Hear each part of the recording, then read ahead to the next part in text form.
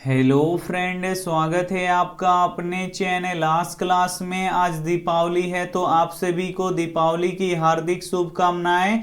और आज की इस वीडियो में भौतिकी के काफ़ी महत्वपूर्ण 50 ऑब्जेक्टिव प्रश्न बताएंगे जो आपके फाइनल बोर्ड परीक्षा के लिए काफ़ी महत्वपूर्ण रहेगा। तो एक भी प्रश्न आप लोग स्किप मत कीजिएगा, वीडियो को प्लीज़ आप लोग शुरू से लेके अंत तक देखिएगा। और चैनल को अभी तक आप सब्सक्राइब नहीं किए हैं तो चैनल को सब्सक्राइब कर लीजिएगा। और सब्सक्राइब करने के बाद एक बेल आइकन आता है तो बेल आइकन को दबा के ऑल पे कर लीजिएगा, ताकि जब भी लाइव क्लास हो तो आपके पास नोटिफिकेशन पहुंचता रहे। तो आइए शुरू करते हैं पहले नंबर प्रश्न से। तो पहला नंबर प्रश्न है कि प्रकाश के अपवर्तन के कितने नियम हैं। ए ऑप्शन है 1, बी ऑप्शन है 2, सी ऑप्शन है 3, डी ऑप्शन है 4। तो यहाँ पे आपको बताना है कि प्रकाश के अपवर्तन के कितने नियम हैं। तो प्रकाश के अपवर्तन के 2 नियम है, इसे आपको याद रखना है। यहाँ पे बी ऑप्शन बिल्कुल ही सही हो जाएगा। और प्रकाश के परावर्तन के 2 ही नियम होते हैं, तो इसे भी साथ में आपको याद रखना है। आइए देखते हैं अगला प्रश्न 2 नंबर प्रश्न है कि घरेलू विद्युत परिपथ में उदासीन तार का रंग कैसा होता है। ए ऑप्शन है लाल, बी ऑप्शन है हरा, सी ऑप्शन है पीला, डी ऑप्शन है काला। तो यहाँ पे आपको बताना है कि घरेलू विद्युत परिपथ में उदासीन तार का रंग कैसा होता है। तो काला होता है, इसे आपको याद रखना है। यहाँ पे डी ऑप्शन बिल्कुल ही सही हो जाएगा। और विद्युतमय तार का रंग कैसा होता है, तो लाल होता है। तो ये भी साथ में आपको याद रखना है। आइए देखते हैं अगला प्रश्न 3 नंबर प्रश्न है कि टिंडल प्रभाव प्रकाश के कौन सी परिघटना को दर्शाता है। ए ऑप्शन है प्रकाश का परावर्तन का, बी ऑप्शन है प्रकाश का अपवर्तन का, सी ऑप्शन है प्रकाश का विवर्तन का, डी ऑप्शन है प्रकाश का प्रकीर्णन का। तो यहाँ पे आपको बताना है कि टिंडल प्रभाव प्रकाश के कौन सी परिघटना को दर्शाता है। तो प्रकाश का प्रकीर्णन को दर्शाता है, इसे आपको याद रखना है। यहाँ पे डी ऑप्शन बिल्कुल ही सही हो जाएगा। ये देखते हैं अगला प्रश्न 4 नंबर प्रश्न है कि स्विच किस तार में लगाया जाता है। ए ऑप्शन है गर्म तार में, बी ऑप्शन है ठंडा तार में, सी ऑप्शन है अर्थ तार में, डी ऑप्शन है इनमें से कोई नहीं। तो यहाँ पे आपको बताना है कि स्विच किस तार में लगाया जाता है। तो स्विच गर्म तार में लगाया जाता है, इसे आपको याद रखना है। यहाँ पे ए ऑप्शन बिल्कुल ही सही हो जाएगा। और गर्म तार का रंग कैसा होता है, तो लाल रंग का होता है। तो ये भी साथ में आपको याद रखना है। आइए देखते हैं अगला प्रश्न 5 नंबर प्रश्न है कि पानी का अपवर्तनांक कितना होता है। ए ऑप्शन है 1.44, बी ऑप्शन है 1.33, सी ऑप्शन है 1.50, डी ऑप्शन है 1.71। तो यहाँ पे आपको बताना है कि पानी का अपवर्तनांक कितना होता है। तो पानी का अपवर्तनांक 1.33 होता है। यहाँ पे बी ऑप्शन बिल्कुल ही सही हो जाएगा। काफी महत्वपूर्ण 50 ऑब्जेक्टिव प्रश्न बताएंगे, तो एक भी प्रश्न आप लोग स्किप मत कीजिएगा। वीडियो को प्लीज आप लोग शुरू से लेके अंत तक देखिएगा। और वीडियो को अभी तक आप लाइक नहीं किए हैं तो प्लीज आप लोग वीडियो को लाइक भी कर दीजिएगा। आइए देखते हैं अगला प्रश्न 6 नंबर प्रश्न है कि चुंबकीय क्षेत्र रेखा किस ध्रुव से निकलता है। ए ऑप्शन है उत्तरी ध्रुव से, बी ऑप्शन है दक्षिणी ध्रुव से, सी ऑप्शन है किसी भी ध्रुव से निकल सकती है, डी ऑप्शन है इनमें से कोई नहीं। तो यहाँ पे आपको बताना है कि चुंबकीय क्षेत्र रेखा किस ध्रुव से निकलती है। तो उत्तरी ध्रुव से निकलती है और दक्षिणी ध्रुव में प्रवेश करती है, इसे आपको याद रखना है। यहाँ पे ए ऑप्शन बिल्कुल ही सही हो जाएगा। आइए देखते हैं अगला प्रश्न 7 नंबर प्रश्न है कि चुंबक के कितने ध्रुव होते हैं। ए ऑप्शन है 2, बी ऑप्शन है 3, सी ऑप्शन है 4, डी ऑप्शन है 5। तो यहाँ पे आपको बताना है कि चुंबक के कितने ध्रुव होते हैं। तो चुंबक के 2 ध्रुव होते हैं, इसे आपको याद रखना है। यहाँ पे ए ऑप्शन बिल्कुल ही सही हो जाएगा। पहला होता है उत्तरी ध्रुव और दूसरा होता है दक्षिणी ध्रुव। तो इसे भी साथ में आपको याद रखना है। आइए देखते हैं अगला प्रश्न 8 नंबर प्रश्न है कि पृथ्वी पर ऊर्जा का विशाल स्रोत क्या है। ए ऑप्शन है सूर्य, बी ऑप्शन है लकड़ी, सी ऑप्शन है कोयला, डी ऑप्शन है चंद्रमा। तो यहाँ पे आपको बताना है कि पृथ्वी पर ऊर्जा का विशाल स्रोत क्या है। तो पृथ्वी पर ऊर्जा का विशाल स्रोत सूर्य है, इसे आपको याद रखना है। यहाँ पे ए ऑप्शन बिल्कुल ही सही हो जाएगा। आइए देखते हैं अगला प्रश्न 9 नंबर प्रश्न है कि एलपीजी गैस का मुख्य अवयव क्या होता है। ए ऑप्शन है ब्यूटेन, बी ऑप्शन है प्रोपेन, सी ऑप्शन है मीथेन, डी ऑप्शन है कार्बन डाइऑक्साइड। तो यहाँ पे आपको बताना है कि एलपीजी गैस का मुख्य अवयव क्या होता है। तो ब्यूटेन होता है, इसे आपको याद रखना है। यहाँ पे ए ऑप्शन बिल्कुल ही सही हो जाएगा। आइए देखते हैं अगला प्रश्न 10 नंबर प्रश्न है कि प्रिज्म का अपवर्तन कोण कितने डिग्री का होता है। ए ऑप्शन है 30 डिग्री का, बी ऑप्शन है 60 डिग्री का, सी ऑप्शन है 45 डिग्री का, डी ऑप्शन है 90 डिग्री का। तो यहाँ पे आपको बताना है कि प्रिज्म का अपवर्तन कोण कितने डिग्री का होता है। तो प्रिज्म का अपवर्तन कोण 60 डिग्री का होता है, इसे आपको याद रखना है। यहाँ पे बी ऑप्शन बिल्कुल ही सही हो जाएगा। ये देखते हैं अगला प्रश्न 11 नंबर प्रश्न है कि किस गैस का उपयोग खाना बनाने में नहीं किया जाता है। ए ऑप्शन है एलपीजी का, बी ऑप्शन है गोबर गैस का, सी ऑप्शन है सीएनजी का, डी ऑप्शन है इनमें से कोई नहीं। तो यहाँ पे आपको बताना है कि किस गैस का उपयोग खाना बनाने में नहीं किया जाता है। तो सीएनजी का उपयोग खाना बनाने में नहीं किया जाता है। यहाँ पे सी ऑप्शन बिल्कुल ही सही हो जाएगा। ये देखते हैं अगला प्रश्न 12 नंबर प्रश्न है कि इनमें से अचुंबकीय पदार्थ कौन सा है। ए ऑप्शन है निकेल, बी ऑप्शन है कोबाल्ट, सी ऑप्शन है लोहा, डी ऑप्शन है पीतल। तो यहाँ पे आपको बताना है कि इनमें से अचुंबकीय पदार्थ कौन सा है। तो जो पीतल होता है ये अचुंबकीय पदार्थ होता है। यहाँ पे डी ऑप्शन बिल्कुल ही सही हो जाएगा। ये देखते हैं अगला प्रश्न 13 नंबर प्रश्न है कि पौनों का देश किसे कहते हैं। ए ऑप्शन है भारत को, बी ऑप्शन है अमेरिका को, सी ऑप्शन है डेनमार्क को, डी ऑप्शन है पाकिस्तान को। तो यहाँ पे आपको बताना है कि पौनों का देश किसे कहते हैं। तो पौनों का देश डेनमार्क को कहते हैं, इसे आपको याद रखना है। यहाँ पे सी ऑप्शन बिल्कुल ही सही हो जाएगा। आइए देखते हैं अगला प्रश्न 14 नंबर प्रश्न है कि पवन चक्की को चलने के लिए हवा का चाल कम से कम कितना होनी चाहिए। ए ऑप्शन है 15 किलोमीटर प्रति घंटा, बी ऑप्शन है 20 किलोमीटर प्रति घंटा, सी ऑप्शन है 100 किलोमीटर प्रति घंटा, डी ऑप्शन है 150 किलोमीटर प्रति घंटा। तो यहाँ पे आपको बताना है कि पवन चक्की को चलने के लिए हवा का चाल कम से कम कितना होना चाहिए। तो कम से कम 15 किलोमीटर प्रति घंटा होना चाहिए, इसे आपको याद रखना है। यहाँ पे ए ऑप्शन बिल्कुल ही सही हो जाएगा। काफी महत्वपूर्ण 50 ऑब्जेक्टिव प्रश्न बताएंगे, तो एक भी प्रश्न आप लोग स्किप मत कीजिएगा। वीडियो को प्लीज आप लोग शुरू से लेके अंत तक देखिएगा, और वीडियो को अभी तक आप लाइक नहीं किए हैं तो प्लीज आप लोग वीडियो को लाइक भी कर दीजिएगा। आइए देखते हैं अगला प्रश्न 15 नंबर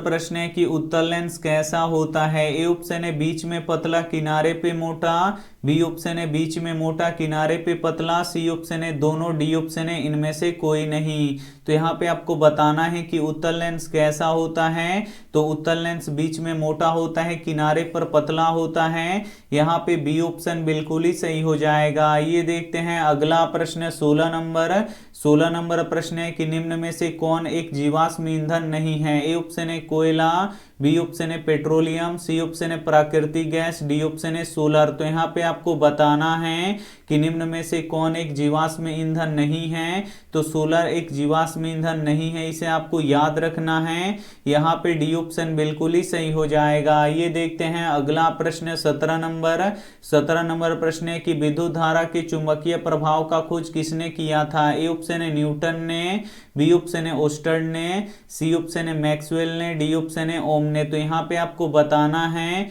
कि विद्युत धारा के चुंबकीय प्रभाव का खोज किसने किया था। तो ओस्टर्ड ने किया था, इसे आपको याद रखना है। यहाँ पे बी ऑप्शन बिल्कुल ही सही हो जाएगा। ये देखते हैं अगला प्रश्न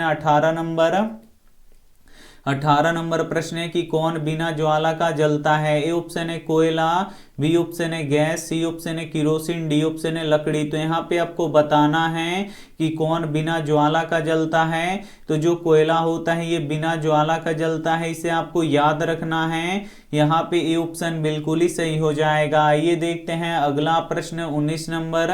19 नंबर प्रश्न है कि लेंस की क्षमता का SI मात्रक क्या होता है। ए ऑप्शन है डायोप्टर, बी ऑप्शन है मीटर, सी ऑप्शन है फोकस, डी ऑप्शन है एमीटर। तो यहाँ पे आपको बताना है कि लेंस की क्षमता का SI मात्रक क्या होता है। तो लेंस की क्षमता का SI मात्रक डायोप्टर होता है, इसे आपको याद रखना है। यहाँ पे ए ऑप्शन बिल्कुल ही सही हो जाएगा। ये देखते हैं अगला प्रश्न 20 नंबर। 20 नंबर प्रश्न है कि नाभिकीय ऊर्जा किससे प्राप्त होता है। ए ऑप्शन है हीलियम से, बी ऑप्शन है क्रोमियम से, सी ऑप्शन है यूरेनियम से, डी ऑप्शन है एल्यूमिनियम से। तो यहाँ पे आपको बताना है कि नाभिकीय ऊर्जा किससे प्राप्त होता है। तो नाभिकीय ऊर्जा यूरेनियम से प्राप्त होता है, इसे आपको याद रखना है। यहाँ पे सी ऑप्शन बिल्कुल ही सही हो जाएगा। ये देखते हैं अगला प्रश्न 21 नंबर।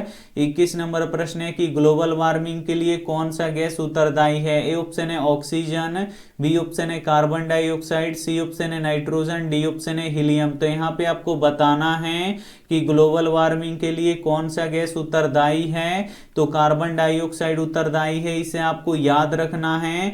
यहाँ पे बी ऑप्शन बिल्कुल ही सही हो जाएगा। ये देखते हैं अगला प्रश्न 22 नंबर। 22 नंबर प्रश्न है कि वैसा धारा जो एक ही दिशा में प्रवाहित होता है उसे क्या कहते हैं। ए ऑप्शन है दिष्ट धारा, बी ऑप्शन है प्रत्यावर्ती धारा, सी ऑप्शन है दोनों, डी ऑप्शन है इनमें से कोई नहीं। तो यहाँ पे आपको बताना है कि वैसा धारा जो एक ही दिशा में प्रवाहित होता है उसे क्या कहते हैं। तो उसे दिष्ट धारा कहते हैं। यहाँ पे ए ऑप्शन बिल्कुल ही सही हो जाएगा। ये देखते हैं अगला प्रश्न 23 नंबर।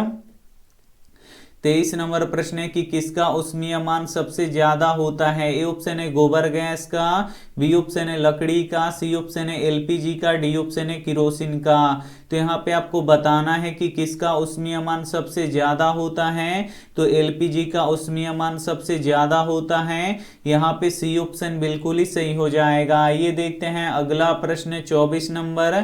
24 नंबर प्रश्न है कि लेंस बनाने में किसका प्रयोग नहीं किया जाता है। ए ऑप्शन है मिट्टी का, बी ऑप्शन है प्लास्टिक का, सी ऑप्शन है पानी का, डी ऑप्शन है कांच का। तो यहाँ पे आपको बताना है कि लेंस बनाने में किसका प्रयोग नहीं किया जाता है।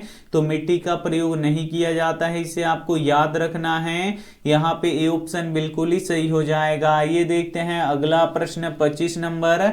25 नंबर प्रश्न है कि सूर्य में ऊर्जा किस अभिक्रिया के द्वारा उत्पन्न होता है। ए ऑप्शन है नाभिकीय संलयन, बी ऑप्शन है नाभिकीय विखंडन, सी ऑप्शन है संयोजन, डी ऑप्शन है इनमें से कोई नहीं। तो यहाँ पे आपको बताना है कि सूर्य में ऊर्जा किस अभिक्रिया के द्वारा उत्पन्न होता है। तो नाभिकीय संलयन की अभिक्रिया द्वारा उत्पन्न होता है। यहाँ पे ए ऑप्शन बिल्कुल ही सही हो जाएगा। ये देखते हैं अगला प्रश्न 26 नंबर। 26 नंबर प्रश्न है कि अतिभारण के समय परिपथ में धारा का मान कितना होता है। ए ऑप्शन है 0, बी ऑप्शन है पहले जैसा समान, सी ऑप्शन है अत्यधिक बढ़ जाता है, डी ऑप्शन है इनमें से कोई नहीं। तो यहाँ पे आपको बताना है कि अतिभारण के समय परिपथ में धारा का मान कितना होता है। तो अत्यधिक बढ़ जाता है, इसे आपको याद रखना है। यहाँ पे सी ऑप्शन बिल्कुल ही सही हो जाएगा। ये देखते हैं अगला प्रश्न 27 नंबर। 27 नंबर प्रश्न है कि टिहरी बांध किस नदी पर बनाया गया है। ए ऑप्शन है भागीरथी पर, बी ऑप्शन है यमुना पर, सी ऑप्शन है गंगा पर, डी ऑप्शन है गोदावरी पर। तो यहाँ पे आपको बताना है कि टिहरी बांध किस नदी पर बनाया गया है। तो ये भागीरथी नदी पर बनाया गया है, इसे आपको याद रखना है। यहाँ पे ए ऑप्शन बिल्कुल ही सही हो जाएगा। ये देखते हैं अगला प्रश्न 28 नंबर। 28 नंबर प्रश्न है कि सरदार सरोवर बांध किस नदी पर है। ए ऑप्शन है नर्मदा नदी पर, बी ऑप्शन है गंगा नदी पर, सी ऑप्शन है यमुना नदी पर, डी ऑप्शन है इनमें से कोई नहीं। तो यहाँ पे आपको बताना है कि सरदार सरोवर बांध किस नदी पर है। तो सरदार सरोवर बांध नर्मदा नदी पर है, इसे आपको याद रखना है। यहाँ पे ए ऑप्शन बिल्कुल ही सही हो जाएगा। ये देखते हैं अगला प्रश्न 29 नंबर। 29 नंबर प्रश्न है कि लेंस में कहां से प्रकाश बिना मुड़े सीधे निर्गत हो जाती है। ए ऑप्शन है ध्रुव से, बी ऑप्शन है प्रकाशीय केंद्र से, सी ऑप्शन है फोकस से, डी ऑप्शन है वक्रता केंद्र से। तो यहाँ पे आपको बताना है कि लेंस में कहां से प्रकाश बिना मुड़े सीधे निर्गत हो जाती है, तो प्रकाशीय केंद्र से हो जाती है, इसे आपको याद रखना है। यहाँ पे बी ऑप्शन बिल्कुल ही सही हो जाएगा। ये देखते हैं अगला प्रश्न 30 नंबर प्रश्न है कि एलपीजी का विस्तृत नाम क्या होता है। यहाँ पे आपको एलपीजी का विस्तृत नाम बताना है। तो एलपीजी का विस्तृत नाम द्रवीभूत पेट्रोलियम गैस होता है, इसे आपको याद रखना है। यहाँ पे ए ऑप्शन बिल्कुल ही सही हो जाएगा। ये देखते हैं अगला प्रश्न 31 नंबर प्रश्न है कि बिजली की घंटी किस सिद्धांत पे कार्य करता है। ए ऑप्शन है उष्मीय प्रभाव पे, बी ऑप्शन है रासायनिक प्रभाव पे, सी ऑप्शन है चुंबकीय प्रभाव पे, डी ऑप्शन है न्यूटन के नियम पे। तो यहाँ पे आपको बताना है कि बिजली की घंटी किस सिद्धांत पे कार्य करता है, तो चुंबकीय प्रभाव के सिद्धांत पे कार्य करता है, इसे आपको याद रखना है। यहाँ पे सी ऑप्शन बिल्कुल ही सही हो जाएगा। ये देखते हैं अगला प्रश्न 32 नंबर प्रश्न है कि ग्रीन हाउस गैसों का सबसे अधिक उत्सर्जन किससे होता है। ए ऑप्शन है जीवाश्म ईंधन से, बी ऑप्शन है बायोगैस से, सी ऑप्शन है सीएनजी से, डी ऑप्शन है इनमें से कोई नहीं। तो यहाँ पे आपको बताना है कि ग्रीन हाउस गैसों का सबसे अधिक उत्सर्जन किससे होता है, तो जीवाश्म ईंधन से होता है, इसे आपको याद रखना है। यहाँ पे ए ऑप्शन बिल्कुल ही सही हो जाएगा। ये देखते हैं अगला प्रश्न 33 नंबर प्रश्न है कि मानव नेत्र में कौन सा लेंस होता है। ए ऑप्शन है उत्तल लेंस, बी ऑप्शन है अवतल लेंस, सी ऑप्शन है बेलनाकार लेंस, डी ऑप्शन है समतल लेंस।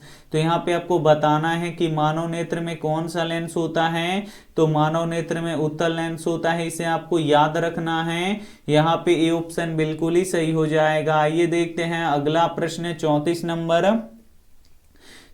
नंबर प्रश्न है कि अभिसारी लेंस निम्न में से कौन सा है। ए ऑप्शन है उत्तल लेंस, बी ऑप्शन है अवतल लेंस, सी ऑप्शन है समतल लेंस, डी ऑप्शन है इनमें से कोई नहीं। तो यहाँ पे आपको बताना है कि अभिसारी लेंस निम्न में से कौन सा है, तो अभिसारी लेंस उत्तल लेंस होता है, इसे आपको याद रखना है। यहाँ पे ए ऑप्शन बिल्कुल ही सही हो जाएगा। ये देखते हैं अगला प्रश्न 35 नंबर प्रश्न है कि मानव नेत्र के किस भाग पर वस्तु का प्रतिबिंब बनता है। ए ऑप्शन है रेटिना या दृष्टि पटल पर, बी ऑप्शन है आइरिस पर, सी ऑप्शन है नेत्र गोलक पर, डी ऑप्शन है कार्निया पर। तो यहाँ पे आपको बताना है कि मानव नेत्र के किस भाग पर वस्तु का प्रतिबिंब बनता है, तो रेटिना या दृष्टि पटल पर बनता है, इसे आपको याद रखना है।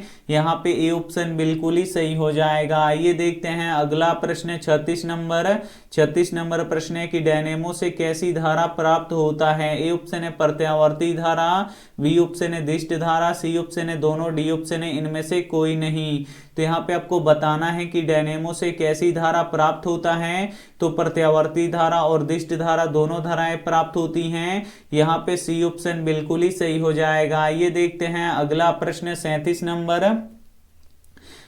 नंबर प्रश्न है कि स्पष्ट देखने की न्यूनतम दूरी कितनी होती है। ए ऑप्शन है 30 सेंटीमीटर, बी ऑप्शन है 25 सेंटीमीटर, सी ऑप्शन है 12 सेंटीमीटर, डी ऑप्शन है अनंत। तो यहाँ पे आपको बताना है कि स्पष्ट देखने की न्यूनतम दूरी कितनी होती है, तो 25 सेंटीमीटर होती है, इसे आपको याद रखना है। यहाँ पे बी ऑप्शन बिल्कुल ही सही हो जाएगा। ये देखते हैं अगला प्रश्न 38 नंबर प्रश्न है कि दूरदृष्टि दोष को दूर करने के लिए किस लेंस का उपयोग किया जाता है। ए ऑप्शन है उत्तल लेंस का, बी ऑप्शन है अवतल लेंस का, सी ऑप्शन है बेलनाकार लेंस का, डी ऑप्शन है समतल लेंस का। तो यहाँ पे आपको बताना है कि दूरदृष्टि दोष को दूर करने के लिए किस लेंस का उपयोग किया जाता है, तो उत्तल लेंस का उपयोग किया जाता है। यहाँ पे ए ऑप्शन बिल्कुल ही सही हो जाएगा। ये देखते हैं अगला प्रश्न 39 नंबर प्रश्न है कि उत्तल लेंस का फोकस कैसी होती है। ए ऑप्शन है धनात्मक, बी ऑप्शन है ऋणात्मक, सी ऑप्शन है दोनों, डी ऑप्शन है इनमें से कोई नहीं।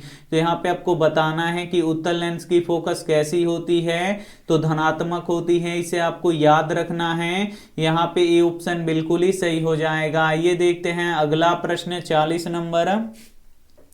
40 नंबर प्रश्न है कि तारे क्यों टिमटिमाते हैं। ए ऑप्शन है वायुमंडलीय अपवर्तन के कारण, बी ऑप्शन है वर्ण विक्षेपण के कारण, सी ऑप्शन है प्रकाश के प्रकीर्णन के कारण, डी ऑप्शन है इनमें से कोई नहीं।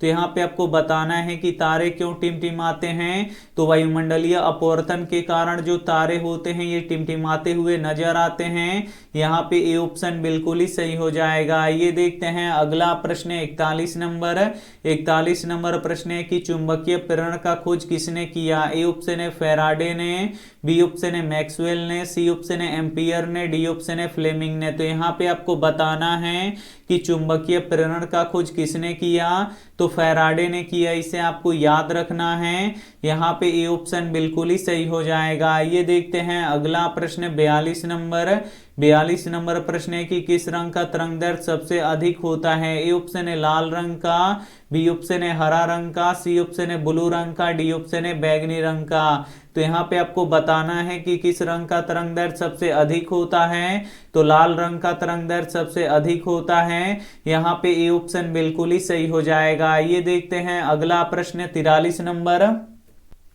नंबर प्रश्न है कि इंद्रधनुष में सबसे बाहर कौन सा रंग दिखाई देता है। ए ऑप्शन है लाल, बी ऑप्शन है बैगनी, सी ऑप्शन है नीला, डी ऑप्शन है पीला। तो यहाँ पे आपको बताना है कि इंद्रधनुष में सबसे बाहर कौन सा रंग दिखाई देता है। तो लाल रंग दिखाई देता है, इसे आपको याद रखना है। यहाँ पे ए ऑप्शन बिल्कुल ही सही हो जाएगा। ये देखते हैं अगला प्रश्न 44 नंबर प्रश्न है कि किस प्रतिबिंब को पर्दे पर नहीं उतारा जा सकता है। ए ऑप्शन है वास्तविक प्रतिबिंब को, बी ऑप्शन है काल्पनिक प्रतिबिंब को, सी ऑप्शन है दोनों को, डी ऑप्शन है इनमें से कोई नहीं। तो यहाँ पे आपको बताना है कि किस प्रतिबिंब को पर्दे पर नहीं उतारा जा सकता। तो काल्पनिक प्रतिबिंब को पर्दे पर नहीं उतारा जा सकता, इसे आपको याद रखना है। यहाँ पे बी ऑप्शन बिल्कुल ही सही हो जाएगा। ये देखते हैं अगला प्रश्न 45 नंबर प्रश्न है कि आकाश का रंग नीला क्यों दिखाई देता है। ए ऑप्शन है वायुमंडलीय अपवर्तन के कारण, बी ऑप्शन है वर्ण विक्षेपण के कारण, सी ऑप्शन है प्रकाश के परावर्तन के कारण, डी ऑप्शन है प्रकाश के प्रकीर्णन के कारण। तो यहाँ पे आपको बताना है कि आकाश का रंग नीला क्यों दिखाई देता है। तो प्रकाश के प्रकीर्णन के कारण से दिखाई देता है, इसे आपको याद रखना है। यहाँ पे डी ऑप्शन बिल्कुल ही सही हो जाएगा। ये देखते हैं अगला प्रश्न 46 नंबर प्रश्न है कि विद्युत धारा उत्पन्न करने वाली युक्ति को क्या कहते हैं। ए ऑप्शन है मोटर, बी ऑप्शन है एमीटर, सी ऑप्शन है जनित्र, डी ऑप्शन है गैल्वेनोमीटर। तो यहाँ पे आपको बताना है कि विद्युत धारा उत्पन्न करने वाली युक्ति को क्या कहते हैं। तो जनित्र कहते हैं, इसे आपको याद रखना है। यहाँ पे सी ऑप्शन बिल्कुल ही सही हो जाएगा। ये देखते हैं अगला प्रश्न 47 नंबर प्रश्न है कि एक प्रिज्म कितने सतहों से घिरा होता है। ए ऑप्शन है 5, बी ऑप्शन है 7, सी ऑप्शन है 6, डी ऑप्शन है 3। तो यहाँ पे आपको बताना है कि एक प्रिज्म कितने सतहों से घिरा होता है। तो 5 सतहों से घिरा होता है, इसे आपको याद रखना है। यहाँ पे ए ऑप्शन बिल्कुल ही सही हो जाएगा। ये देखते हैं अगला प्रश्न 48 नंबर प्रश्न है कि विद्युत मोटर विद्युत ऊर्जा को किस रूप में बदलता है। ए ऑप्शन है यांत्रिक ऊर्जा में, बी ऑप्शन है रासायनिक ऊर्जा में, सी ऑप्शन है ध्वनि ऊर्जा में, डी ऑप्शन है प्रकाश ऊर्जा में। तो यहाँ पे आपको बताना है कि विद्युत मोटर विद्युत ऊर्जा को किस रूप में बदलता है। तो यांत्रिक ऊर्जा में बदलता है, इसे आपको याद रखना है। यहाँ पे ए ऑप्शन बिल्कुल ही सही हो जाएगा। ये देखते हैं अगला प्रश्न 49 नंबर प्रश्न है कि प्रतिबिंब की ऊंचाई तथा वस्तु की ऊंचाई के अनुपात को क्या कहते हैं। ए ऑप्शन है फोकस, बी ऑप्शन है ध्रुव, सी ऑप्शन है आवर्धन, डी ऑप्शन है वक्रता केंद्र। तो यहाँ पे आपको बताना है कि प्रतिबिंब की ऊंचाई तथा वस्तु के ऊंचाई के अनुपात को क्या कहते हैं। तो आवर्धन कहते हैं, इसे आपको याद रखना है। यहाँ पे सी ऑप्शन बिल्कुल ही सही हो जाएगा। ये देखते हैं अंतिम प्रश्न 50 नंबर प्रश्न है कि प्रकाश के अपवर्तन के दूसरे नियम को क्या कहते हैं। ए ऑप्शन है न्यूटन के नियम, बी ऑप्शन है स्नेल का नियम, सी ऑप्शन है परावर्तन के नियम, डी ऑप्शन है मेंडल के नियम। तो यहाँ पे आपको बताना है कि प्रकाश के अपवर्तन के दूसरे नियम को क्या कहते हैं, तो स्नेल का नियम कहते हैं। यहाँ पे बी ऑप्शन बिल्कुल ही सही हो जाएगा। यहाँ पे भौतिकी के काफी महत्वपूर्ण 50 ऑब्जेक्टिव प्रश्न बता चुके हैं और इसमें से जो भी प्रश्न आपको याद ना हो तो प्लीज आप लोग उसे नोटबुक पे लिख के जरूर याद कर लीजिएगा। और ये रहा आपके लिए होमवर्क प्रश्न, इसका जवाब आपको कमेंट बॉक्स में देना है कि मृग मरीचिका किस कारण से बनता है। ए ऑप्शन है वायुमंडलीय अपवर्तन के कारण से, बी ऑप्शन है प्रकाश के पूर्ण आंतरिक परावर्तन के कारण से, सी ऑप्शन है प्रकाश का प्रकीर्णन के कारण से, डी ऑप्शन है प्रकाश के परावर्तन के कारण से। तो जो भी ऑप्शन आपको सही लगे वो आप हमें कमेंट करके जरूर बताइएगा। और वीडियो को अभी तक आप लाइक नहीं किए तो प्लीज आप लोग वीडियो को लाइक कीजिएगा, अपने दोस्तों के पास इस वीडियो को जरूर शेयर कीजिएगा। और चैनल को अभी तक आप सब्सक्राइब नहीं किए हैं तो चैनल को सब्सक्राइब कर लीजिएगा। थैंक यू फॉर वॉचिंग, मिलते हैं अगली वीडियो में, तब तक अपना ध्यान रखिए, मन लगा के पढ़ाई कीजिए। Take care and bye.